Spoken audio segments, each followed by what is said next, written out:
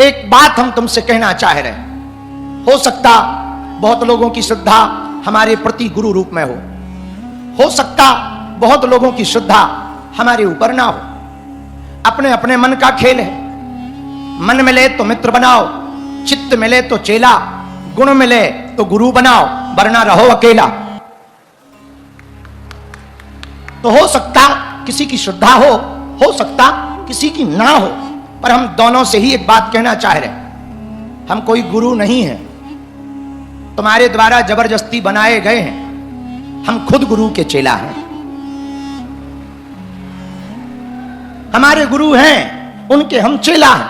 हाँ, उन्होंने जो हमें काम दिया है उस काम को करने हम आए हैं। हमारे गुरु ने जो हमें दिया है उस आशीर्वाद को लेकर के तुम्हारे पास आए हैं। आज तक हमने एक बात अपने जीवन की बताई नहीं, पर आज हमें लगा कि बताना चाहिए। वो अपने जीवन का एक रहस्य हम तुमको बताना चाह रहे हैं।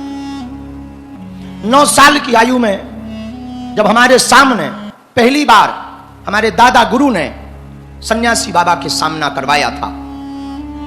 अंधेरी रात थी, पानी बरस रहा था। इसी बागेश्वर धाम की पहाड़ी पर एक झोपड़ी में हमारे दादाजी रहते थे। उस रात घर से ही उन्होंने कहा कि इस रात को ही आना, तो हमारे पिताजी हमें यहां छोड़ने आए थे। दादाजी अकेले ही रहते थे। दिन में कोई आता था। उस वक्त कोई जानता नहीं था उनको इतना ज्यादा, पर बहुत लोग मानते थे उनको। गांव के आसपास के लोग बहुत मानते थे। कई जिलों में उनकी बड़ी प्रसिद्धि थी। तो जिस रात हमको पिताजी छोड़ने आए, लगभग रात के 9 बजे होंगे, और पिताजी छोड़कर गए। हमारे दादाजी ने ही हमारे पिताजी का नाम लेकर कहा, राम कृपाल तुम घर जाओ और धीरेन्द्र को छोड़ दो। और हम रुक गए। हमारे गुरु उस दिन बड़े बिजी थे, शायद कुछ लिख रहे थे, बार बार कलम कान में लगा रहे थे और कुछ लिख रहे थे। हमें पता नहीं था कि वो हमारी जिंदगी की बड़ी रात होगी। हमें ना था भरोसा कि वो हमारे जीवन के बदलाव की रात होगी। हमें ना था पता कि उस रात हमारे जीवन में कुछ बड़ा होने वाला है। हमें यह भी ना था पता कि शायद हमारी जिंदगी की एक नई यात्रा शुरू होने वाली है। पर गुरु ने कहा बैठ जाओ। बैठ गए। यही कोई 12 बजे तो दादा ने आज्ञा दी कि जाओ, गांव के बाहर में जो हैंड पंप है वहां नहा कर आओ। हम स्नान करके आए। लगभग 12:30 या 1 बजे होंगे रात के।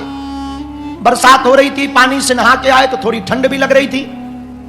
उन्होंने चाय पी और हमको भी पिलाई, जूठी चाय, और हमारी बाहें पकड़ी। और जहां बालाजी बैठे हैं, तब इतना मंदिर बड़ा हुआ नहीं करता था, छोटा सा मंदिर था, पेड़ के नीचे मंदिर था। एक दीपक जल रहा था और कुछ पूजा का सामान रखा हुआ दिखाई पड़ रहा था। कुछ लड्डू वड्डू प्रसाद दिखाई पड़ रहे थे। एक नारियल रखा था, उसके ऊपर एक यज्ञोपवीत यानी जनेऊ रखा था, और वो दीपक जल रहा था। हमारे नहाने जाने के समय शायद हमारे गुरु ने रखा था, दादाजी ने। मंदिर के पीछे में समाधि है। मंदिर के इस तरफ उन्होंने हमें खड़ा किया और 40 मिनट तक वो कोई मंत्र या स्तुति पढ़ते रहे। उतना तो हमें ध्यान नहीं, पर 40 मिनट तक जब उन्होंने स्तुति पढ़ी तो बड़ी जोर की आवाज समाधि की तरफ से आई। तो हम भी चौंके, बच्चे थे, डर गए। हमने अपने गुरु को पकड़ लिया। उन्होंने एक थपकी मारी और कह दे चला जा पीछे, और डरना नहीं, और कह देना तुम हमारे और हम तुम्हारे। और जैसे ही समाधि के पास हम पहुंचे, तुमने कभी देखा हो समाधि के पास एक पलाश का पेड़ लगा है, छेवला का पेड़ लगा है। उस पेड़ की जड़ के पास एक लंबी जटाओं वाला, हाथ में चमीटा लिए हुए, पैरों में ऊंची खड़ाऊ पहने हुए, आंखें लाल करके कोई एक सफेद धवल देह का सन्यासी बैठा हुआ दिखाई पड़ा। हम उसको देखकर, उनको देखकर पहले तो डर गए, चौंक गए, बाद में कांपने लगे।